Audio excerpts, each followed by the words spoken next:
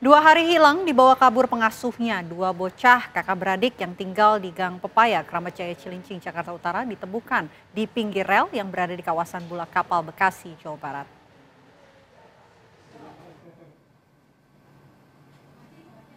Dua bocah laki-laki yang sempat hilang dibawa kabur pengasuhnya ditemukan Minggu malam.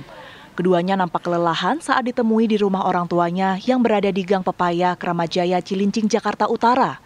Kedua bocah usia 6 dan 3 tahun ini ditemukan rekan keluarga pelaku berada di pinggir rel kawasan Bulak Kapal, Bekasi, Jawa Barat. Kakak beradik ini langsung dibawa ke rumah salah satu kerabat pelaku yang melarikan diri saat diamankan. Orang tua korban tak menyangka pengasuh yang baru seminggu menjaga anaknya tega membawa kabur buah hatinya. Belakangan diketahui jika pelaku memiliki riwayat gangguan kejiwaan. Dari Jakarta, Dava Akbari, TV One mengabarkan. Pemirsa, untuk mengetahui bagaimana kondisi kedua bocah yang jadi korban penculikan pengasuhnya ini, rekan Celia Alexandra akan mengabarkannya langsung dari rumah korban. Celia, bagaimana situasi di sana saat ini? Ya, Ana Vena dan juga pemirsa, saat ini saya langsung bertemu dengan ibu korban, Isti Mahmuda, di mana ibu korban ini sempat merasa sedih sekali ketika anaknya hilang dibawa oleh pengasuhnya sendiri berinisial N. Pengasuh membawa anak ini lebih kurang 2 hari, sejak hari Sabtu pagi hingga baru ditemukan kemarin di hari Minggu malam atau tepatnya Senin malam. Ketika ditemukan, kedua anak yang berusia 6 dan juga 3 tahun berinisial S dan juga A ditemukan di sekitar rel kereta api. Tadi sedikit saya mendengarkan pemirsa pengakuan dari ibu korban bahwa anak sempat terjadi kekerasan sedikit, pemirsa sempat dipukuli, dan bagaimana kemudian apa yang sebenarnya terjadi ketika hilangnya kedua anak dan bagaimana sebenarnya karakter dari pengasuh tersebut yang sempat kita dengarkan bersama bahwa pengasuh tersebut ini mempunyai kelainan jiwa. Coba kita tanyakan karena di samping saya sudah ada Ibu Isti Mahmuda. Selamat siang, Ibu. Ya, siang. Siang, Mbak. Ibu, kita sempat sangat prihatin dengan apa yang terjadi dengan kondisi Ibu kemarin, khususnya pada hari Sabtu, kehilangan 2 orang anak yang memang saat itu biasanya bermain di sekitar sini ya, Bu ya. Bermain di sini. Pagi itu Sabtu pagi emang masih ada suaranya gitu. Saya pikir anak saya cuma main-main aja. Gak taunya pas waktunya mau makan siang itu nggak pulang ke sini gitu, nggak ke kamar gitu, nggak minta jajan, nggak minta makan gitu. Saya keluar terus saya tanya-tanya sama orang, teteh kemana ya, kok nggak kelihatan gitu bawa anak saya gitu. Terus ada yang bilang nanti juga pulang gitu. Nggak taunya saya tungguin sampai sore juga nggak ada kabar gitu. Saya pikir maghrib pasti dia pulang, ternyata nggak pulang juga.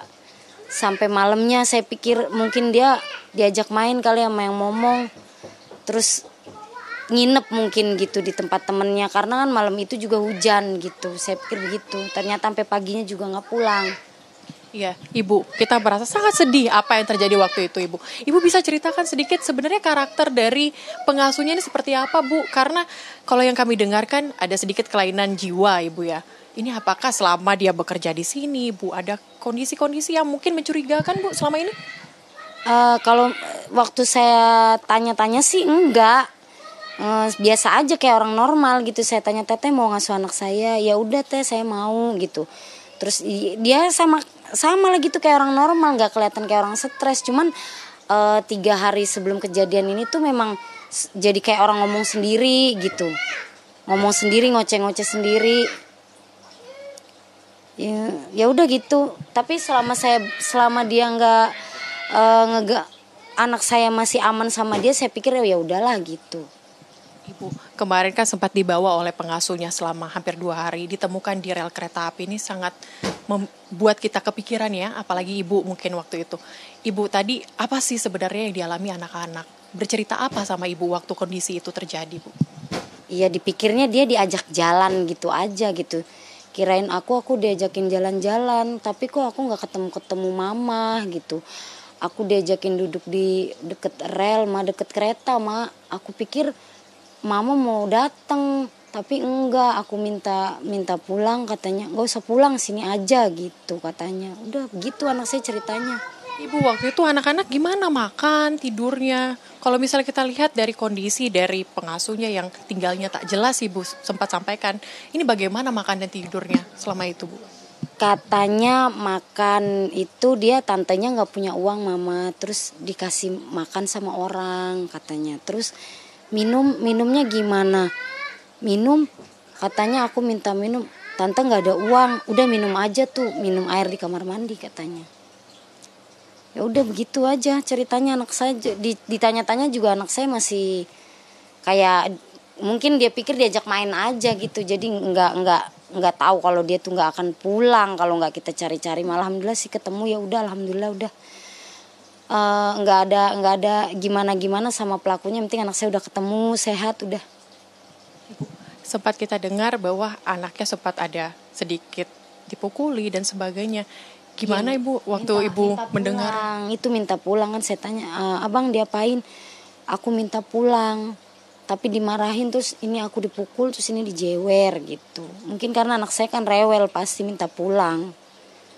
Ya sedih lah dengar begitu Mbak. Nggak, ya semoga jangan sampai terjadi lagi, keulang lagi udah. Apakah ada muncul kayak hal-hal yang mungkin sedikit trauma dari anak-anak ketika balik ketemu ibu waktu itu? Bagaimana perasaan anak-anaknya pas ketemu? Tidur. Tingkah laku seperti apa yang dimunculkan sama anak-anaknya setelah hampir 2 hari tidak bertemu dengan ibu? Enggak sih, enggak yang gimana-gimana. Saya pas mau jemput dia juga posisinya udah tidur.